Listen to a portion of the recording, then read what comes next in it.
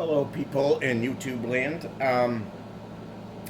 It's May, and I really haven't gotten my cars out to run because it rains and the temperatures were not as warm to dry out where I usually run my cars quickly enough, so I haven't been running my cars. And it's been raining a lot regardless. And I don't know, I'm hoping that it will have days where it doesn't rain because I have a good chance of rain for a few days this week, and it's not going to dry out by the time we have a day that doesn't rain. So I'm hoping to get some videos in this year, but it might be a wet season, and that's going to be a problem for me, and that's going to upset me. So I don't know if I've done this book before for their catalog, but we're going to do it again in case I haven't, just to keep my bases covered. I'd have to go way back to start going through them, and I don't have the time to patience to do that. So this is volume 2 of 2021. As you see there, that was the Porsche. It was a 45th anniversary car. A lot of people keep these new in boxes and have one that they've made. They go for a lot of money. I think even the new in boxes, of course, go for more. But I don't agree with new in box. I build them and play with them. I don't enjoy them if I'm not running them. And that would go for any model. I don't care how vintage it is. So that's just my take on the hobby. A lot of people don't feel that way. But as you see here, they had an authentic page for its authenticity. Lots of blister packing, which is top tier Tamiya packaging. And a lot of people are hoping that the 959 will be their 50th in a special edition, because that people cry out for that, and that kit goes for $1,700, not opened.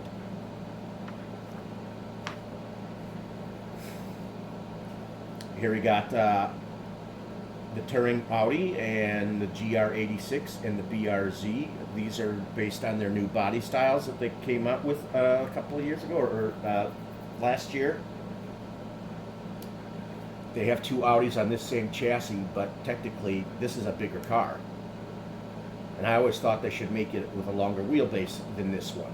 And it's wider too, so they could have made it wider too as far as the chassis is concerned. They could have given it longer A-arms, wider A-arms for the car, and make the body more, which they are known for scale, but they've gotten kind of lazy over the years, which kind of upsets me. I mean, they do a lot of special cars scale, but they need to do it when they have used the same chassis and they want to put a car body that's bigger than the usuals.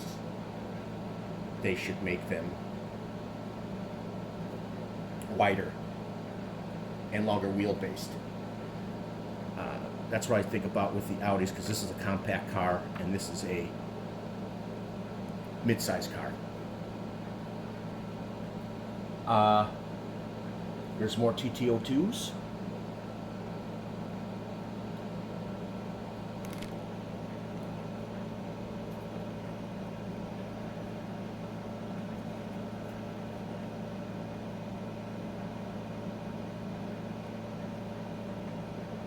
There's a lot on there's over 100 decals for this car on the chassis and the body.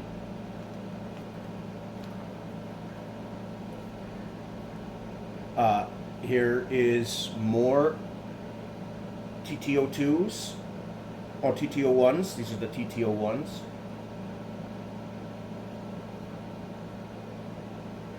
Of course, they're drift specials.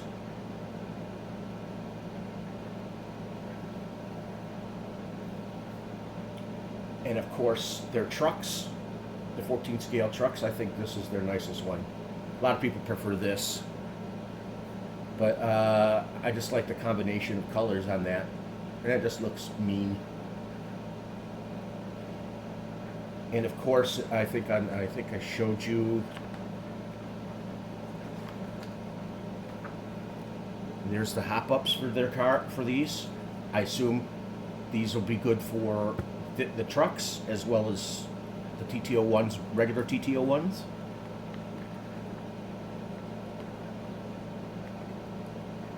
TAO8 Pro. Yeah, they've had 8 belt-driven cars on the not 8 belt. They've had 6 belt-driven cars on the TAO. The first 2 were shaft-driven.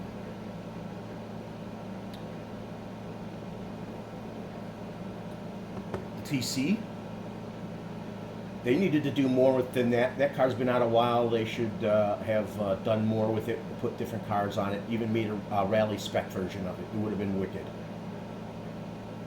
Some people have set it up in a way where they modified it to be that.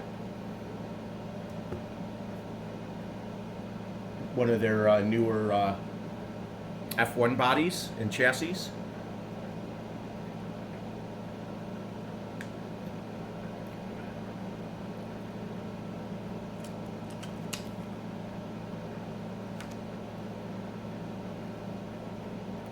Haven't seen too many of these on people's channels, but I have seen some that people have reviewed. The MO6s, the MO8s, and they have MO7s.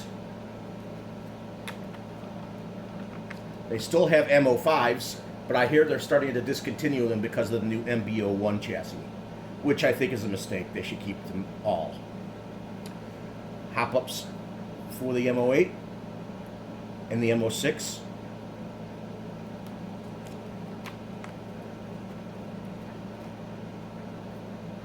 I mean, in the MO7 and the MO5s and their hop-ups, I think they need to keep this category of car regardless of the MB01. The MB01 I think is more expensive.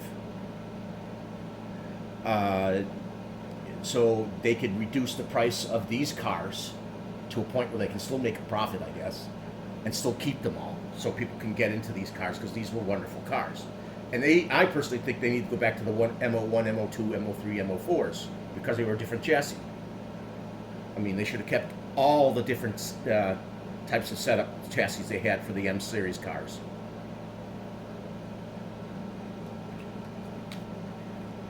They didn't make too many front-wheel drives with rally spec tires on them, which I thought was a mistake because there are rally-driven front-wheel drive cars in the world that they race. Those are people who usually are the younger age in the rally WRX and ECW.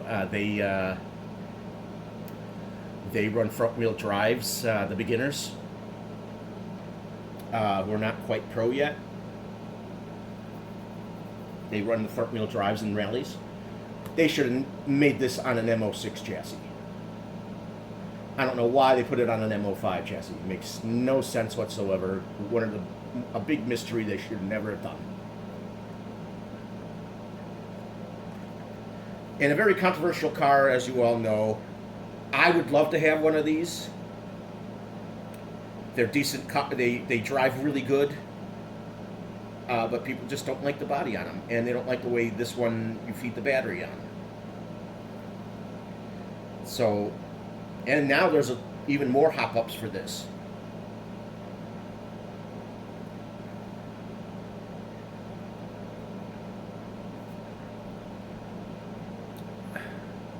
They could now start making different bodies for this chassis.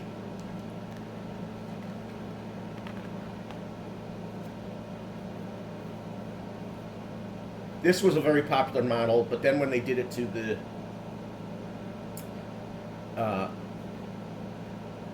the Hot Shot 2, people felt that was lazy. I would still have one, and it's also slightly different canopy where the driver sits than the original. But believe it or not, this blue is different than the blue on the Hot Shot 2. The blues are different, but it's still blue. But people really like this.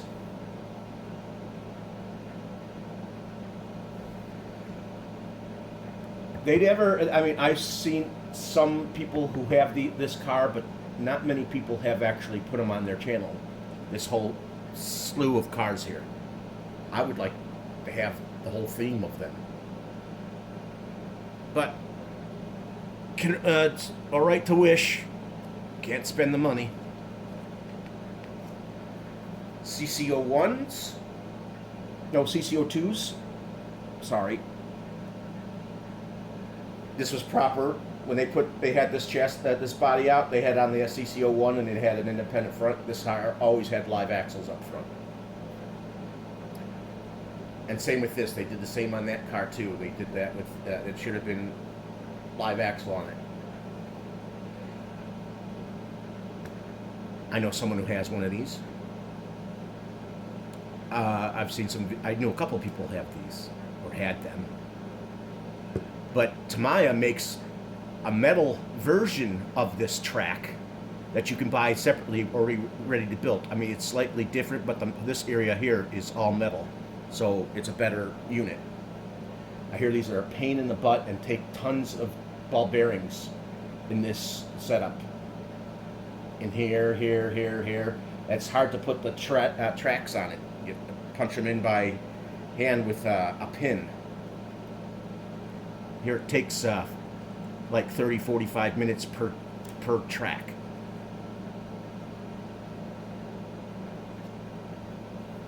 TTO2B. They discontinued, I think, the painted body of the gunmetal, which is my favorite. But they made the iridescent colored one with the painted body. Iridescent green purple.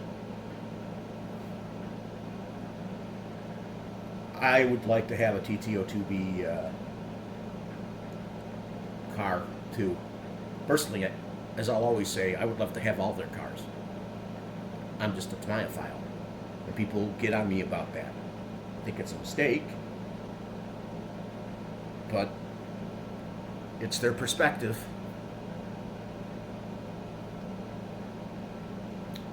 They're great cars to start with, and they're usually pleasurable to build for most people. Their directions are really good for the most part. They were industry standard for a while.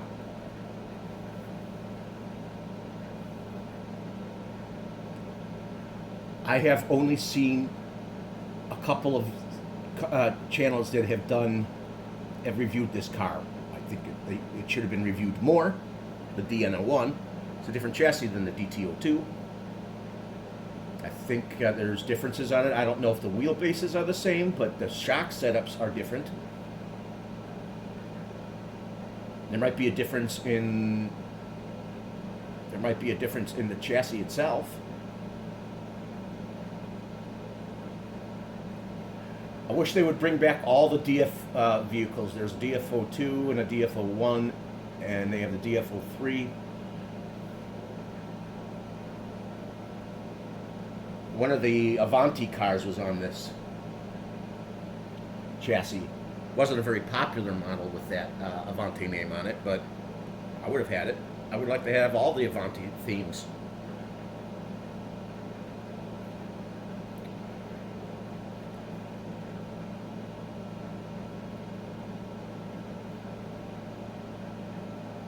See, this is the one they discontinued. This painted body was a limited edition. I would have liked to have seen them still make this.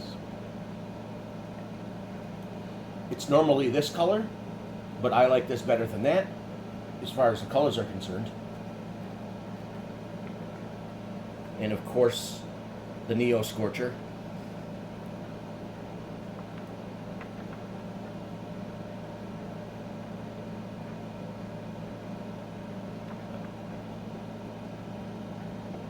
It says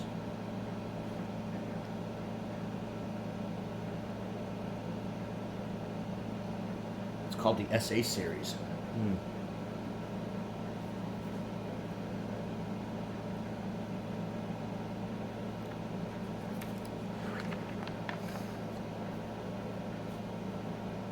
This car never took off well, but I've seen people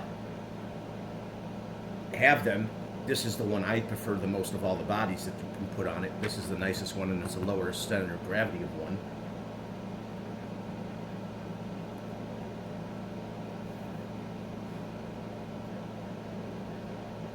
lot of people think this is a lousy crawler.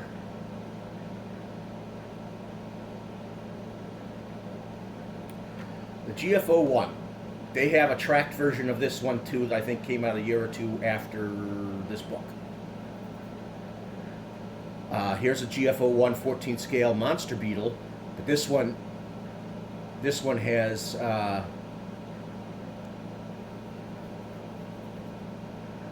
do you call it? Portal axles on it.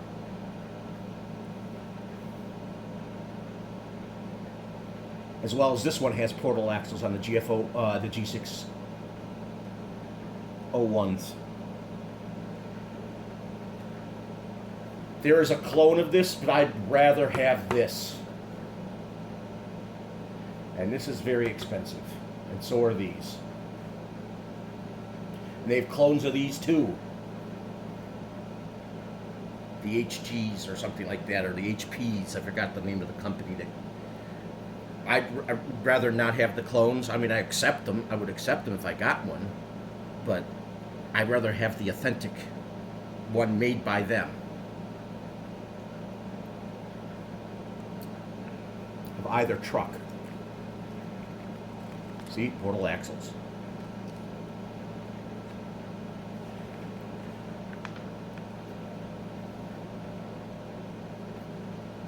The MF01Xs.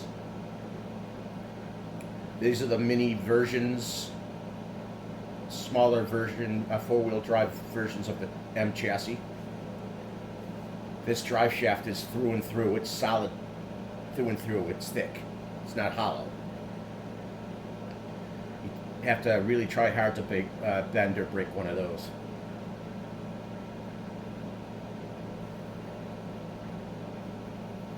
This is a very popular vehicle, the XV01.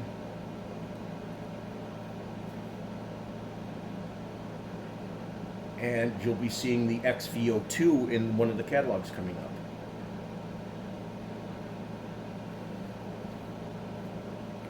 They're small scale, the SW01s. Come with painted bodies, and you can make them four-wheel steering with this if you buy this unit right here. As four-wheel drive. These are fun. I've seen them race those. You can get those to move out pretty good. And they're 8th scale trikes. This is the best looking one.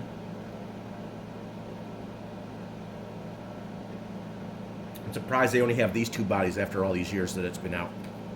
They should have a third body coming out. The comical buggies.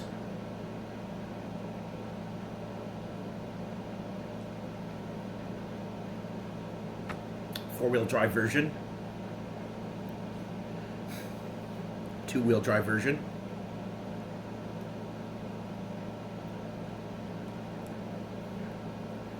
I have these two.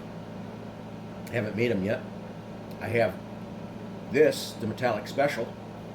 So I have these three vehicles that I will be building. I don't know when I'll get to them, but I will be building them.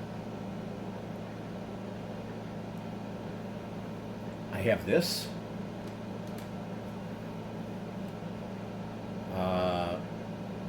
I wish this came back this year. I have this, this, this, this, this, this, this. I really would love to have had the top forces. And I would love to have an XR311. I have this. And I have this.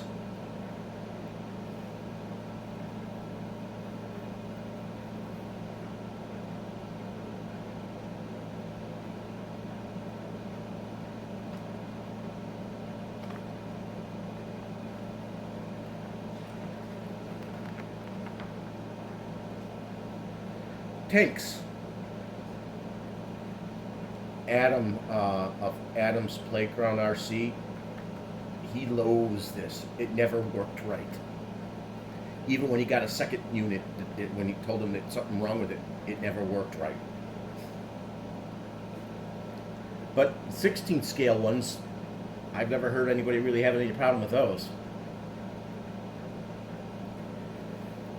And now we get into the semis.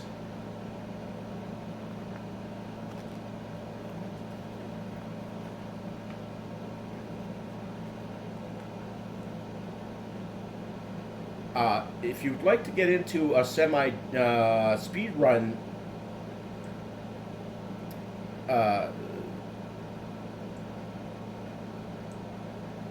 that Frank has made rules for, Frank at Tank RC, we made some rules for 3-axle speed run races with these. You can enter, and there will be hopefully a pot to give out to the winner. And contact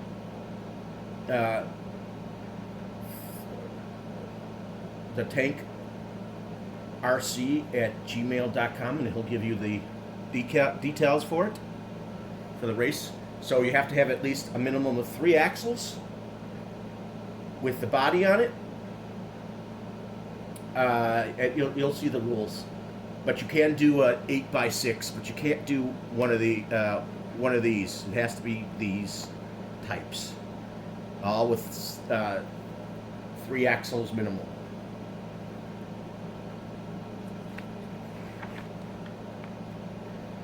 They're hop-ups.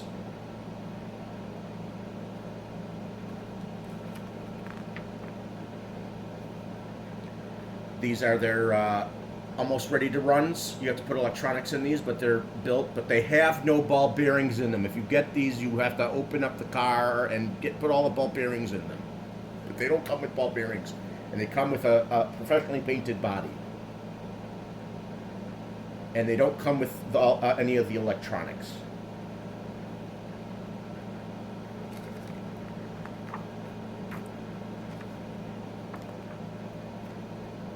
And that is it. I might be getting onto another one soon. I might be doing a lot of these today.